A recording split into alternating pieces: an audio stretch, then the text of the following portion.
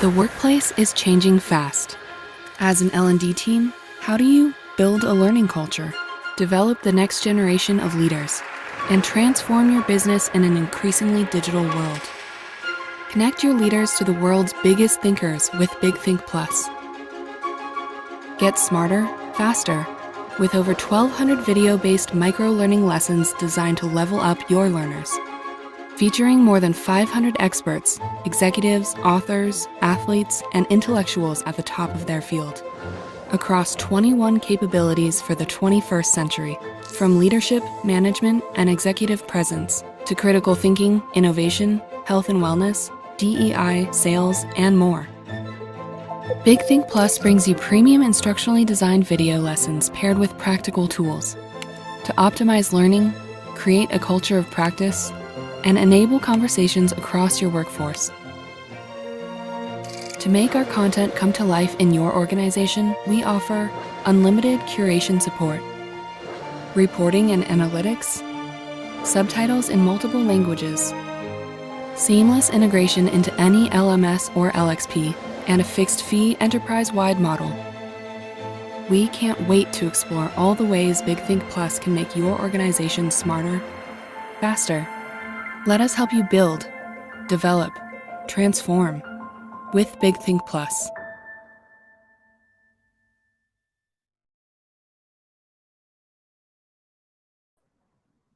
Hello, everyone, and thank you so much for joining us for today's conversation for this month's Big Think Plus Book Club. We are very excited to continue our monthly book club series featuring top authors and thought leaders in the business community and beyond. A few quick notes before we get started today. The conversation will be 1 hour, ending at the top of the hour. We want this to be an interactive conversation, and so we'll have time for audience questions towards the end of the conversation. But please feel free to share any comments or questions throughout the event, and you can do so by accessing the event tab on the right-hand side of your screen, where you'll see a chat box to do so. But without further ado, I would like to introduce our book club author of the month. We are very excited to welcome Natalie Nixon today. Natalie is the creativity whisperer to the C-suite, helping leaders make better business decisions through wonder and rigor. She is a CEO at Figure Eight Thinking, where she is a creativity strategist, global keynote speaker, and author of the award-winning book, The Creativity Leap. Real Leaders named Natalie one of the top 50 keynote speakers of 2022, and she's been featured in Forbes and Fast Company. She received her bachelor's degree from Vassar College and her PhD from the University of Westminster. These days, you can find her on the ballroom, fine-tuning her cha-cha and her foxtrot. We sat down with Natalie recently to discuss the power of inquiry. And so I'd like to share a quick preview of that conversation before we start today's call. Questions are created equally. If you want to get a different output, you've got to ask a different set of questions. Asking questions is absolutely a discipline that we all need to master. Alicia. What is Alaska? That's right. One of my superpowers is my ability to help people rethink the ways that they think. And the reason this matters is that so many of us are churning at work, and we're actually not pausing to think about the ways that we're thinking. And if we don't pause to rethink, we're not going to shift our behaviors, and ultimately, we won't change culture. We're all trying to innovate. We're all pursuing innovation. And from my perspective, creativity is the engine for innovation. My name is Natalie Nixon. I'm the author of The Creativity Leap, and I help leaders transform their business models through creativity.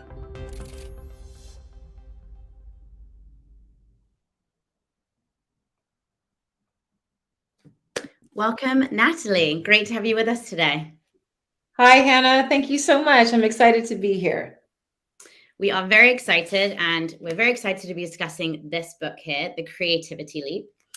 So just to set the scene for you today, on the call, we have audience members at all stages of their career. We have leaders at large corporations, small businesses, aspiring leaders, and then those in learning and development that are looking to develop the leaders at their organizations. So today's conversation, I think, will be applicable for everyone. And as you discuss in your book, creativity is a resource that we can all tap into, both personally and at an organizational level. So I am certainly very excited for the call today. Awesome. I'm glad. Great. Well, let's start out with an easy question for you. So your book is titled The Creativity Leap. Why did you choose this title? What does it mean? And why do you argue that a creativity leap is essential to unlock innovation? So the book is called The Creativity Leap because I think there's an incredible learning from the metaphor of leaping. And I actually start the book out by posing the question, what does it take to leap? What's required for that? And it first requires vision, right? You first have to identify a goal, something in the way far beyond that you want to reach. And it's something that you can't simply walk towards or even run towards. It requires this kinesthetic, dynamic energy in order to span a chasm. And when I think about the need of organizations and individuals to build their own creative capacity, there really are, in many cases, a leap that is required away from our old mental models and ways of approaching problem solving to very new and different mental models. And I wrote the book because I really wanted people to understand that creativity is not a nice to have. It is an essential, imperative must-have, especially right now during a time of ubiquitous technology. And I know we're going to get into that a little bit more in our conversation, and especially for the future of work. I like the use of the word leap too as a dancer. I'm sure that kind of came to mind as well. And a lot of things that you'd see on the dance floor as well. Yes, absolutely.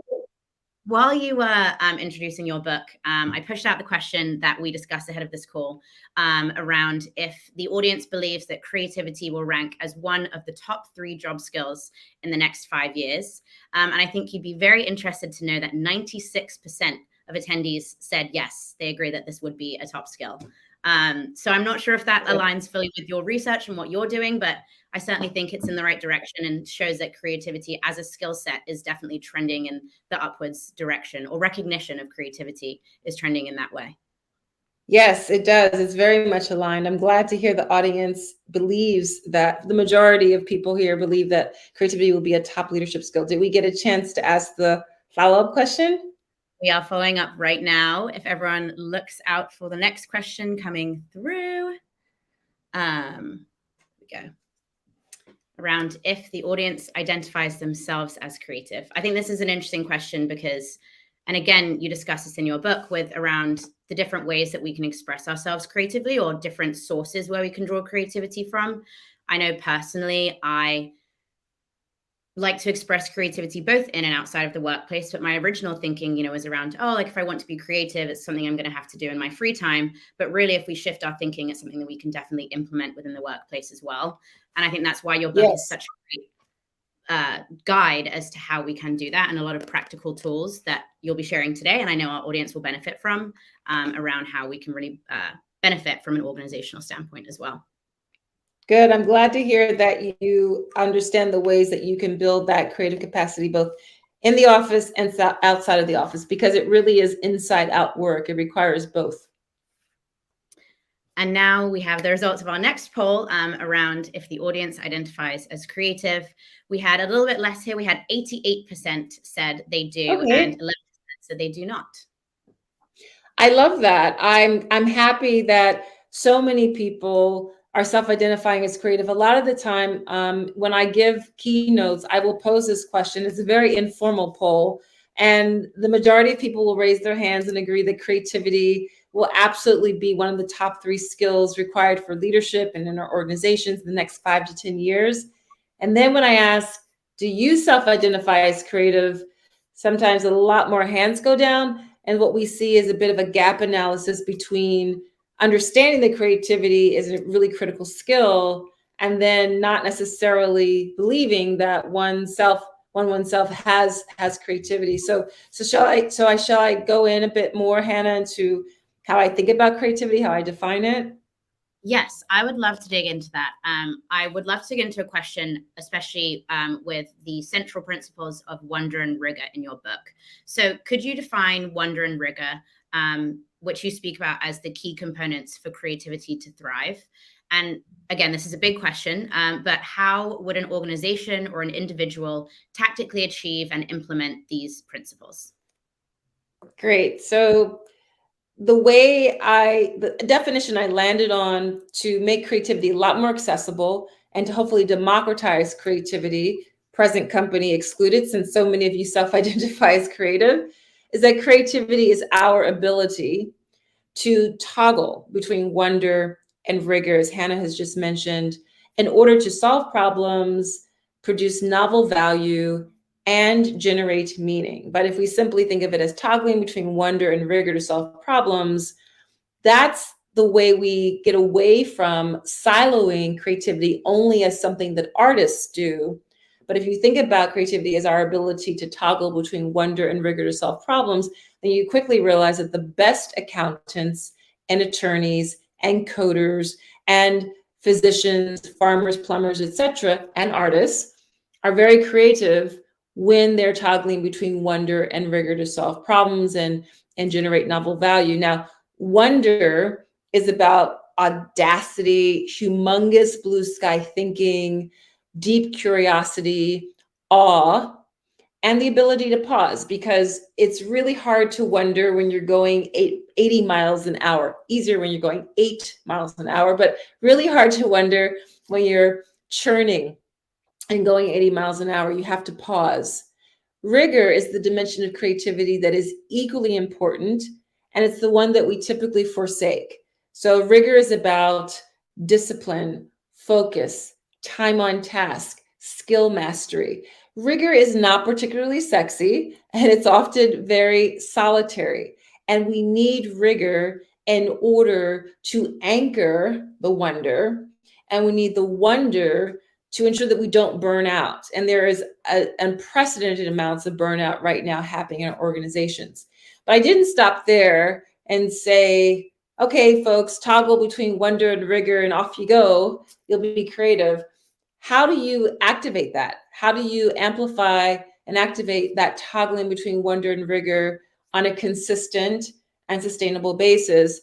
And that's where I developed the 3I creativity framework. And the 3 I's are inquiry, improvisation, and intuition. These are the ways, these are the domains that we can exercise in our organizations, in our teams, as well as individually, in order to be able to consistently toggle between wonder and rigor to solve problems. And we can go in depth into examples of each of those if you like, but I'll kind of round out my answer by sharing one practical way what this looks like in an organization. So if we think about improvisation, which is all improvisation is the ability to say yes, and it's very experimental. It's about the build.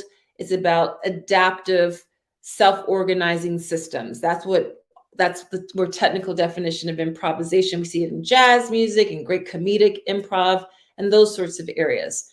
In our work environments, what improvisation manifests as sometimes is in prototyping, right? The ability to mock up an ugly, rough draft concept of something, because the purpose of a prototype is to learn and fail early on in the development of a product, a service, or an experience before you've invested not just hundreds of thousands of dollars, but millions of dollars into an idea. You're generating a feedback loop between the team that's working on this new concept and the people who will actually be consuming or interacting with the product and service and experience, so that you can tweak it and develop it. And literally, there is a business ROI for the way improvisation shows up in terms of building a culture of prototyping. And that is definitely learned behavior. It's not something that all companies and organizations are comfortable with, but that's one example of building in one of the eyes so that you're toggling between wonder and rigor to solve problems. I have a follow-up around that, and a quote from your book where you note that rigor cannot be sustained without wonder. And you mentioned this somewhat, but where do you typically see that organizations display strength in one area over another? And how do you work towards experiencing both wonder and rigor? Well, thank you for sharing that. I was a big geometry nerd in high school. That was my favorite math class throughout high school. And I remember that in geometry class, you have theorems and you have corollaries. And so the way I think about wonder and rigor is that they are corollaries and addendums to each other. And so the expression I made up is that wonder is found in the midst of rigor, and rigor cannot be sustained without wonder. They're totally copacetic and interdependent. And often, and this is a huge generalization, but in my experience in building the work of my company, Figure Eight Thinking, I see that too many companies and organizations tend to err on the side of rigor, or at least they think that they're being rigorous. A lot of the time, they're actually conflating rigor with rigidity, and they're very different things. So the metaphor I'd like to use to explain the difference between being rigorous versus being a bit rigid is that of the groundhog. So I live in Philadelphia. I come from a family of Pennsylvanians. So the Commonwealth of Pennsylvania, we have this mythology that around every February, the groundhog may burrow its head up from the earth. And depending on whether it emerges or not, it gives us an indication of how many more weeks of winter we have until spring comes. But here's the thing about groundhogs. They are incredibly adaptive. They're surveying the landscape.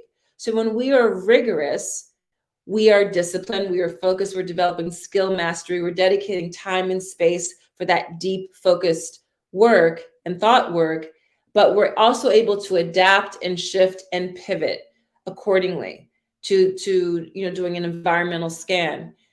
When we are rigid, even though all alarm bells are going off and red flags are appearing everywhere, we bore ahead, straight ahead, and we resist because we might want to save face. Maybe we have an organizational culture of saving face, and you can't admit mistakes when we know, going back to the principles of improvisation, if you learn from jazz musicians who are incredibly improvisational, there's no such thing as a mistake.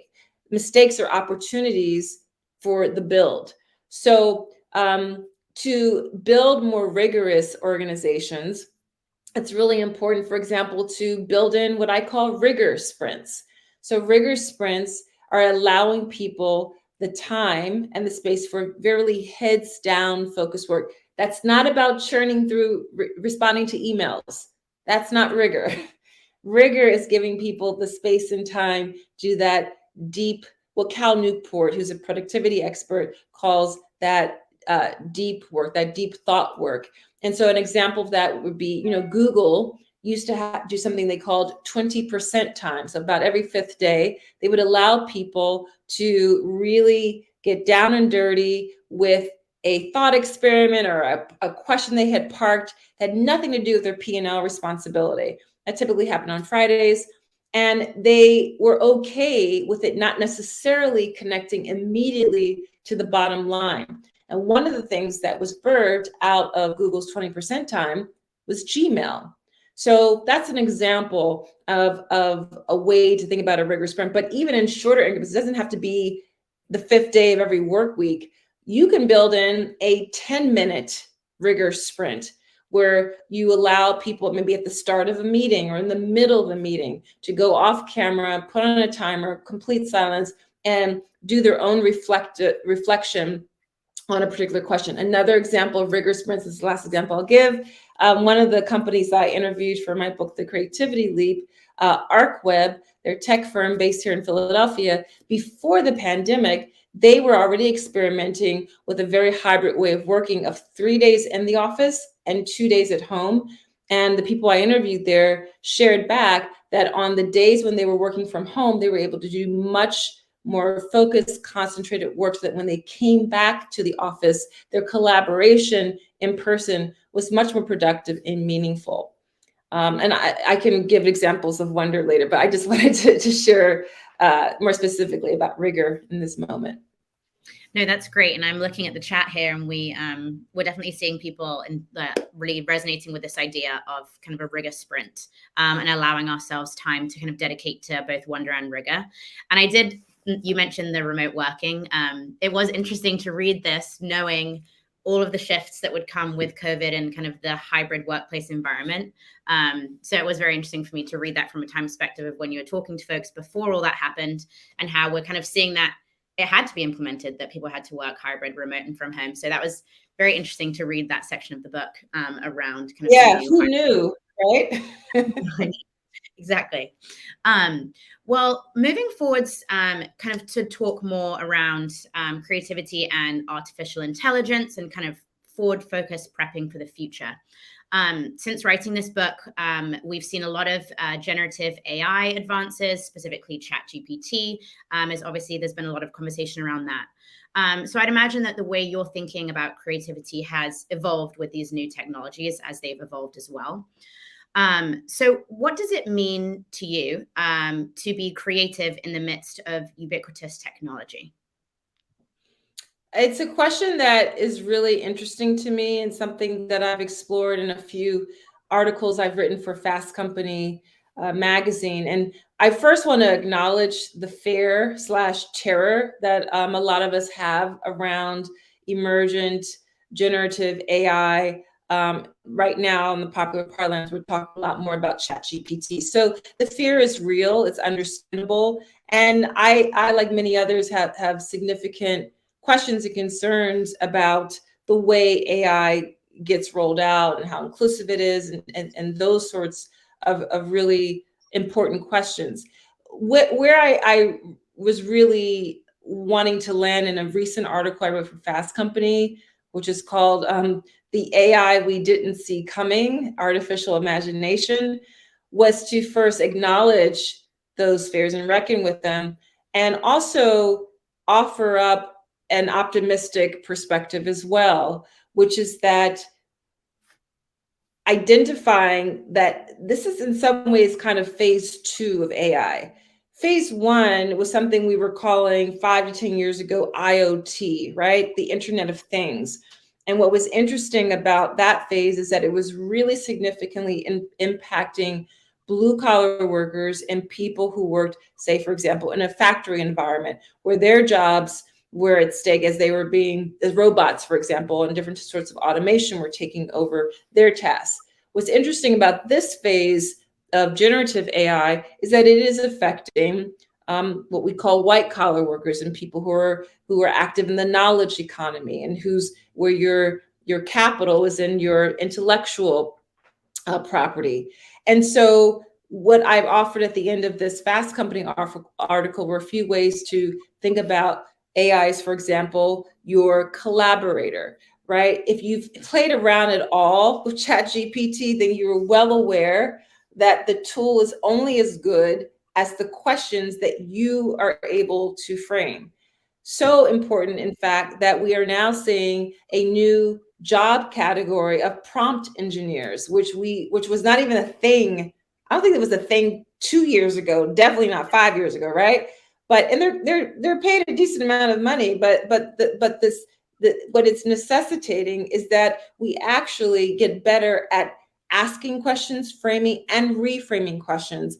And we can talk later if you want about my thoughts about curiosity and inquiry and kind of a taxonomy of questions, that not all questions are created equally. So that's the first thing to consider, is that it really will up our game in thinking about the way we frame questions as our collaborator. So it's a catalyst in that way. So it's a collaborator, it's a catalyst to frame and reframe questions. And I think it's also an asset in helping us to increase our critical thinking capabilities and our ethical compass.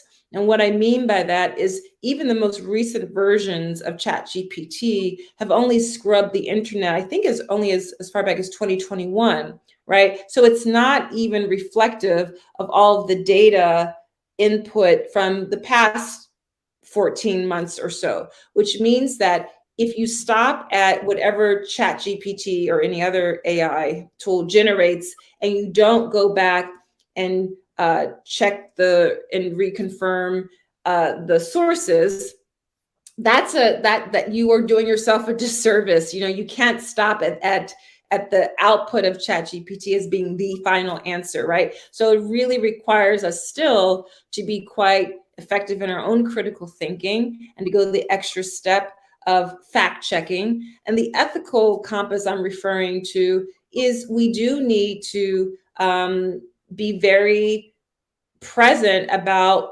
making sure that the people who are generating and designing the algorithms are an inclusive group of people. We have to also make sure that we're giving credit where credit due. That's an ethical issue. And I think it's really interesting just to understand that the data is still limited. If you're assuming that the internet is the end-all be-all resource, please remember that not every single human in the world uses the internet, has access to the internet. So if there's still so much more that the technology can add value with qualitative research, with human to human interactions and capacity. So those are the sorts of things I was exploring, and I'm interested in when we think about the role of creativity and curiosity in the midst of ubiquitous technology. Yeah, and I think that you mentioned your Fast Company article too. That was a fascinating read, kind of AI, how you noted that it could be artificial intelligence or artificial imagination. And that was such an interesting comparison there. And actually, while you were speaking, I pushed out a poll asking the audience, how do you feel about the recent advances in generative AI? With the introduction of tools such as ChatGPT. And they had three options. One was optimistic, I want to see more of the technology. One was unsure, I want to learn more about the technology. And the third was fearful. And we had about 46% are optimistic, 30% unsure, and 21% fearful about what this means for the future. So kind of split across the board. We have more folks on this call that are optimistic. But I think a lot of the questions that you raised are very interesting, and certainly we're going to have to iterate on those and look deeper into especially some of the drawbacks of this type of technology, as well as how we can use it and how we can evolve around it. Yeah, I mean, I think that those answers to your poll make complete sense. And one of the ways I frame this is that we could have a utopian perspective of like, nothing to see here, everything's humming along fine, not quite. We could have a dystopian perspective of like, run for the hills, the robots are taking over. I don't think that's quite it. Or we could have a heterotopian perspective. I got that term from my friend and colleague Galit Ariel, who is an incredible expert in the area of augmented reality, where it's a bit of a mixed bag, which again requires us to keep asking questions and to bring our critical thinking to the fore. Definitely. And then from an organizational perspective, can you speak to what the best way is for an organization to increase its creativity quotient for the future? So perhaps some tools, I know you mentioned a few in your book, or some tips and tricks for the audience on the call today. Yes, so let me just give some context. CQ, or creativity quotient, is a term that I made up because I was observing that for the past few hundred years, we, at least since the dawn of the information age, we've really required each other to show up at work, showing off our IQ, right? What I call chin up work, brain up work. And then in the past 60 years, this term of EQ, or emotional intelligence, has also come to the fore. So we've acknowledged that the best leaders actually are able to lead with their heart, are a bit more transparent, and are able to lead with curiosity and empathy. And what I'm suggesting as well that we need today in the midst of ubiquitous tech and for the future of work is to show up with gut up work. But CQ, your creativity quotient, is really the encompassing that gut up work as well as your EQ. And if people want the diagram that I've developed for that, they can go to figure8thinking.com, go to the resources tab. But simply put, our CQ, our creativity quotient, actually starts from a place of gratitude. because gratitude and your ability to understand your place within a larger system is the beginning of your ability to become a systems designer. So for example, I have a glass of water here, and the exercise prompt I've given people is pick any object in front of you. It could be a pen, it could be a glass of water, and think about all the inputs that made that object possible. So the engineering, the artists and fire, I don't know the right word, fire welders who make the glass, the design team, the people who work at the docks who make sure that all of these packed goods get onto a ship, the transportation systems we have, my ability to have income to be able to buy this glass, the fact that I have access to potable water, that I can fill this glass with drinkable water, right? All of those things, all of a sudden, that gratitude exercise, I see myself as a node within a larger network. The next cascading circle out after gratitude is humility, right? Because you realize you're placed in a larger system. After humility comes curiosity, right? Even my ability to start like listing all the inputs that make this possible. So the humility means that there's no shame to my game. I'm not afraid to ask questions. I don't think asking a question makes me appear stupid or dumb. That humility, which leads to curiosity then leads to empathy. We talk so much about empathy and leadership, but before you can empathize with a soul, you must be curious.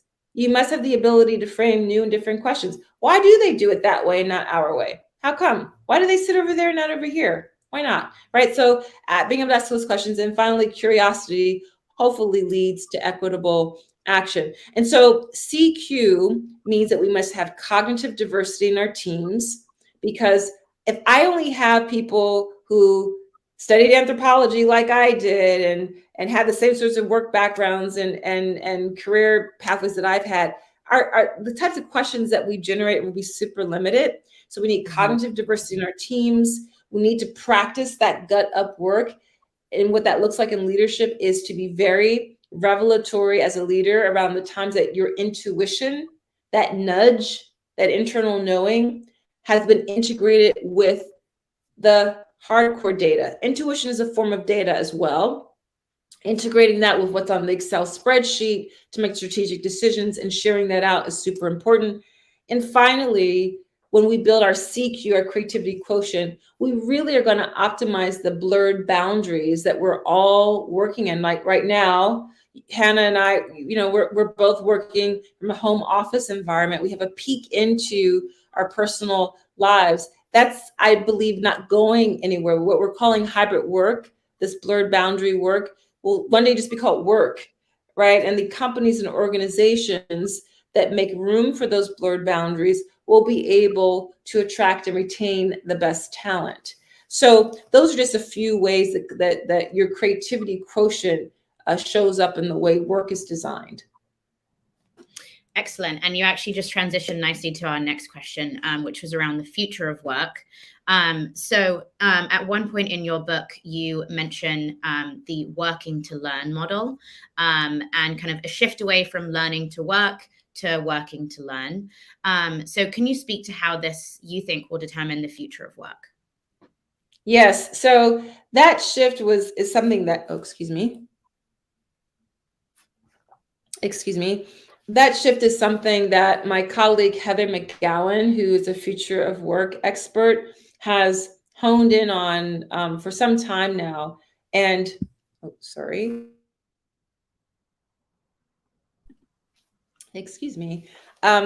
what Heather McGowan has talked about is that in the future, we will not just work, we will not just learn in order to work. We'll not just be, scaling these hurdles of university and maybe some graduate degrees, et cetera, in order to work. Work and learning, again, will be another example of a blurred boundary. We will work in order to learn. Work will be much more meaningful. At least the best organizations will have figured that out, and they'll, again, be able to attract and retain the best talent. So if we're working to learn, it means that we are truly working in a much more servant leadership sort of environment, working in environments that are incredibly adaptive, right? Because if you are in learning mode, if you if you learn how to learn, that's the greatest asset and skill set ever, because you're always able to pick up from a mistake. You're always going to be curious about people who approach problem solving in a different way from you. You'll value collaboration and working in cognitively diverse teams. I also think that a work to learn environment gives us the opportunity to start to establish new and different KPIs. So KPIs are key performance indicators that aren't just based on output of widgets and that sort of thing, but begin to factor in the role of emotion and the role of intuition. And this is not so far off, and it's not so kooky and woo-woo as maybe, I hope not to the present audience, but it may sound, because we have robotics and automation and AI that are taking over basic human functional tasks. The opportunity is for companies to make room for what makes us uniquely human to show up. And one of the things that makes us uniquely human is our emotional compass, is our intuition, that internal human antenna, which is a form of data collection. It turns out we are actually sentient beings.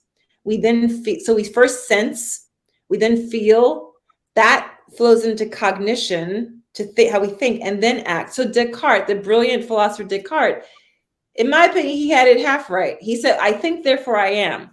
In part, before you think, you sense, then you feel, and you think. And this happens in milliseconds.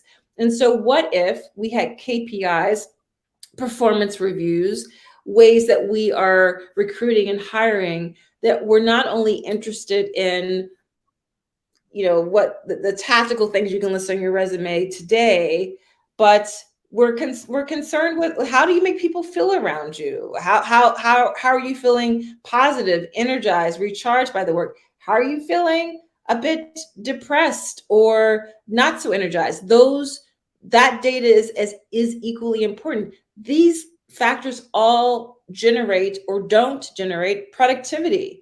And if you don't have a productive group of people at your organization, you will not be as efficient. And when efficiencies go down, costs go up. This is a direct, bold, solid line to business ROI. So this is not woo-woo. This is not wishy-washy. And it's my perspective that the best companies are going to get on board with this a lot more quickly than those that are still kind of in this industrial revolution model of needing to track people's every movement. And if I could, I know this is a very long answer to your question, Hannah, if I could just also add one of the other Fast Company articles I wrote about a year ago is about something that's going to be part of my next book, which is something I call invisible work. The idea, not the gendered invisible work of women's unaccounted for work and unpaid for work. When I talk about invisible work, I'm talking about our most productive selves are not when we're churning through email, on Zoom or Teams, or at the whiteboard. Our most productive selves are when we step away from that and we're doing activity that sparks different neural synapses in the brain that are not in that frontal neocortex. And those activities, the framework, I'm prototyping this still, but I'm calling it the motor framework, MTR. M stands for movement, T is for thought, and R is for rest. So it's the activities that we can do when we are engaged in movement or play, when we're able to do deep thought and thinking, and when we allow ourselves the space and time to rest.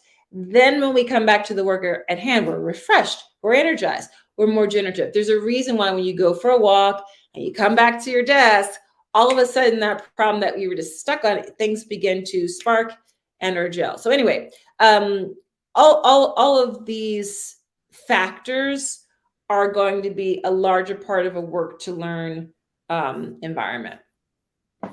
We have some folks in the audience too really resonating with that work to learn framing. And I really like the concept that you shared as well, kind of in this chapter of the book, that the future of work is the future of learning. I certainly know our organization strongly believes in this, and especially I know some of the learning and development folks on the call. I think this really emphasizes and underscores the need for learning continually while working, and how important that will be for the future of work. So I appreciate that. Looking at the time here, would love to have some time for audience Q&A. We've had a couple come through already, but just as a reminder, if you'd like to submit your questions, you can do so using the chat section to the right-hand side of your screen. Appreciate all the commentary that's been going on throughout the call. And so we welcome any more questions that you'll have here. The first question that I am going to ask from the audience here is, what are some strategies to achieve buy-in for creativity solutions? Well, the first strategy is to be curious. So I think sometimes when we think about generating buy-in, we have kind of a push tactic. I'll push my ideas out, and that will convince people that this is the way we should go. First of all, how do you know this is the way you should go? Even you always have to be able to do a bit of disassociation from your personal feelings about the idea and the idea itself. So to ask questions about kind of abstract out from what your recommendation is, and asking people, have you ever thought about a different way of doing X? Where else in your life do you experience Y? You know, what if we tried such and such? What do you think some of the downfalls could be? Now, this is also where prototyping comes in, and the most rustic, beautiful prototype you can do. I'm not talking about pop-ups. I'm not talking about modeling. I'm talking about grabbing a blank piece of paper and a Sharpie and doodling out with stick figures, Venn diagrams, circle, arrow, block, showing people, don't tell them. Because what will come back to you are all sorts of great clarifying questions. Things that you thought were so obvious that are not obvious to everyone. Things that you may have missed, right? So doodle, doodle, doodle. These are great ways to get buy-in, because when you draw people in. That's something that Dan Rome loves to say, and I agree with him. So being able to visually reflect back your idea has nothing to do with your ability to draw. It has everything to do with your capacity for abstract, complex thinking. So if you can, let me just do a quick example. I love this. Practice and action. So if I showed you a piece of paper, and this could be for anything. And I'm trying to say, I'm babbling on, and you're like zoning out because I'm talking. And all of a sudden I show you, is this coming up? Yep. Here's the idea. We start out with this idea. We add in this, and that leads to change, right? Mm-hmm. Complex abstract thing through a simple doodle. Well, all of a sudden you can say, well, what if instead of starting out there, we started out with only 50% of that day? Okay. So I can now, I can adapt the doodle, and you have been a part of it, right? Wouldn't you be much more likely to go along with this idea if you felt included in the problem-solving process? If you could also grab a Sharpie and you could add in a bit here or there, right? So asking questions, doodling are phenomenal ways of getting buy-in. Fantastic. Thank you. Another question here. Are there any emerging AI tools or potential use cases that you have your eye on? So are there any types of technologies that you think may be particularly transformative? I've just been really impressed with the audio transcription services, everything from on my iPhone, of how incredibly accurate it's becoming. So the voice recognition in different languages. I am a tolerable Spanish speaker. I speak a little bit of Spanish. I speak Portuguese from my times living in Brazil and Portugal. So even in my not so great accents, the ability for those transcription services, that's something that's really interesting to me, because I'm very interested in how much the full span of emotion will weigh in as terms of the tools that we use to communicate. So with audio transcription, you're talking about the oral, you're giving a different part of your brain the ability, you're freeing up a different part of your brain to do different sorts of work. I've heard about, I'm so sorry, I'm forgetting the name of it now, but some of the AI tools that are generating music. And actually, you know, I credit Shelley Palmer in the Fast Company article I wrote about artificial imagination as being the first person from whom I ever heard that term, artificial imagination. So Shelley Palmer is a musician and a technologist, and he was interviewed for an issue of PricewaterhouseCoopers magazine. And this was in 2017 when I read this interview with Shelley Palmer and saw those words, artificial imagination, and I was horrified. I will admit, I was really freaked out and scared by this idea of artificial imagination, but he was pointing out already we have computer generated jazz improvisations, and they're decent. They're not horrible. They're pretty good. So, you know, ways that we can use AI, again, as a co-conspirator, as a collaborator, as a catalyst. And I remind people that decades ago, when the phonograph first came out, I'm sure there are people who were horrified and terrified that, oh my gosh, we're not going to have live music performance anymore. If everyone can just hear a recording of music, why would you go see live music? And of course, that hasn't happened, right? Or the calculator, right? That hasn't eliminated our ability to do mathematics. It's just shifted the level of mathematics that we can do and how quickly we can do it. So those are the sorts of technologies and AI that interest me. I have another follow-up question here, and curious to hear your thoughts on this around ChatGPT specifically. Do you have thoughts on how AI like ChatGPT can help those in the audience become more creative? So ways to potentially use that to then encourage creativity, or anything you've seen or any use cases? Obviously, I know we're in the early stages, but curious if you have any thoughts there. Well, one example comes from the area of learning. And I know that educators specifically, a lot of them had a lot of trepidation, because what's to say a student won't cheat? What's to say, you know, it will actually stem learning? But I serve on the board of an incredible organization called Leadership and Design. And we were talking about ChatGPT about 6 months ago. And this is when it was still kind of tiptoeing into pop culture parlance. And on this particular call, one person, sorry, and I should say Leadership and Design, the whole focus is to help people generate better futures at the secondary school level and education, primarily through a lot of design thinking and futurist tools. But one person on the call was sharing how they're the head of a school where the history teacher jumped right in and actually, instead of shying away from ChatGPT, required, this is going to be during the month of February, required that for all assignments, the students use ChatGPT in order to complete the assignment.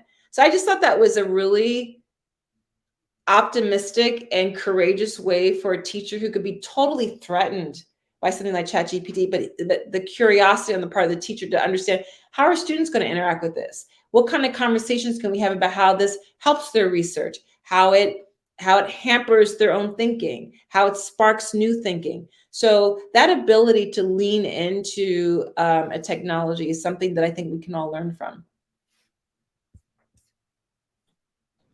That's great. Thank you. Last question from the audience before I ask my favorite wrap-up question. What is your idea of creativity versus time spent during the creation process? Do you consider this as implementable in companies where the clock is ticking and the pressure is on speed rather than creative work? Great question. The headline of my answer to this question is that creativity loves constraints. So for example, I've spoken on a number of occasions, I've given keynotes to audiences and companies that are in the security business, or in a federally regulated environment, in healthcare, for example, or CIOs. And often there's well, not so fast. We can't integrate creativity too much because we operate in such a highly regulated environment. And because creativity loves constraints on your time. Creativity loves constraints on money and budget. Creativity loves constraints on people talent. That's actually not a good excuse, because as it turns out, when we have these constraints, this is when we can optimize our creativity. This is when we can generate even better questions. We can lean into our intuition, and we can improvise. Those are the 3 I's, so that we can toggle between wonder and rigor to solve problems. So sometimes when you have all the time in the world, when you have all the resources at your avail, you actually are not generating the most creative output. So have faith if you are in environments where you have to work at a high clip. Investigate and invest in rigor sprints. Investigate in wonder sprints. There are so many, when I facilitate foresight studios for executive leadership teams, if it's a half-day studio or even a full one-day studio, one of the things I'm modeling for them is how much work we can produce through time limits. I don't give them the whole morning to lollygag and just kind of think up something. I'm giving prompts. I'm giving very discrete amounts of time. I'm giving structure, the rigor, in order for them to generate these new and different ideas. So it's actually even more primed when you have these time constraints or high regulation to be more generative creatively. Fantastic. Appreciate that. So let's wrap up with a final question. And this is both a personal and I know audience favorite. But if you could recommend 3 books that have either shaped your career or inspired you personally, what would those 3 books be and why? Okay, so I love this question as well. Bear with me, I have 5 books. The first book, actually, it's not in any particular order. First book is a book by Dee Hock. It's called One from Many. And the reason I selected this book is that Dee Hock, who was the first president of Visa, the credit card company, he's actually the gentleman who made up the word K-word, because as he was tasked with leading Visa, he was taking a walk through the woods and he thought, what if I could lead an organization and design work in a way that I see nature operating, where there's some chaos and there's some order. And chaos is not anarchy. Chaos is randomness. Order is not control. Order is structure. And he did a mashup of the 2 words. And now there are entire scholarly conferences on something called chaotic systems thinking. And so you can now kind of sense the ways I've been influenced by chaotic systems thinking, the way I define creativity as toggling between wonder and rigor, or wonder is aligned with chaos. Now, again, not anarchy, it's randomness, and order is aligned, rigor is aligned with order. The second book, it's kind of 2, because I kind of immersed myself in these 2 books around the same time. I really appreciate and respect the work of Jean Leidke, who I'm not sure she's still at Darden Business School at UVA, but she at least was when I was a professor. I was a professor years ago for 16 years. And her book, which she co-authored with Ogilvy, and I think the last name is Brzezinski, is Designing for Growth Field Book, the Design for Growth Field Book. And I love that book because it's super practical and it offers a ton of great frameworks of ways that you can sort and sift through qualitative research data when you're doing design thinking work. Aligned with that work around the same time in my career, I really got so much out of Alexander Osterwalder's book, Business Model Generation, which was actually co-created with over 200 people. So when you open the book, you see all these other names in like a size 2 font. But business models are kind of the gift that keeps on giving. It's a way to frame the ways that you're thinking about your revenue model and your strategic partnerships and profitability and identifying new areas of growth. So Business Model Generation and the Design for Growth Field Book. The next book I would recommend is Blah, Blah, Blah, When Words Aren't Enough. It's by Dan Rome. I actually already referenced Dan when I was talking about doodling. I had the privilege of taking a workshop with Dan Rome. We've become friends and colleagues, and I love the book, all his books, because he really gives you simple ways to begin to doodle and to visualize your ideas, which again has nothing to do with your ability to draw. everything to do with your capacity for complex abstract thinking. And the final book I'll share, and I've loved reading since I was a first grader. I started reading really early. So there were a lot of books I could choose, but this is much more from a personal philosophy perspective, less kind of professional. Probably when I was only a year or two out of college, maybe I was still in college. I think I was a year or two out of college. So I've known about this book for over 35 plus years. The book is called First You Have to Row a Little Boat. First You Have to Row a Little Boat by Richard Bode, B-O-D-E. And I've never learned to sail. I danced in college. I went to a college along the Hudson, in the Hudson Valley, along the Hudson River. So I could have joined the sailing team, but never had the time because of my dance commitment. But I still, one day I will take a few lessons in sailing. But I love the water, so I think that's why I was drawn to the book. Sailing is such an incredible metaphor for life and lifelong learning and being adaptive and being observant of the landscape of the environment and knowing when to tack and when to lean in and when to settle back and let the wind just carry you forward. And it's really a memoir, and in more ways than one, it's an instruction manual for life. So first you have to row a little boat is what I would end with. I love that metaphor for life. And for those asking in the chat, I will be sending all of those book recommendations along with the recording of today's conversation in an email. I will also just wanted to flag, if you enjoyed today's conversation, you can find a recording of it on our website here, along with past book club recordings on our resources page. And also look out for that email from me. But with that, Natalie, it has been an absolute pleasure to have you on our book club today. I've learned a lot. I know our audience has learned a lot just looking from the level of engagement in the chat today. So we really appreciate your time and hope you have a great rest of your week. Thank you so much for having me. Thanks, everyone. Stay in touch. Bye-bye.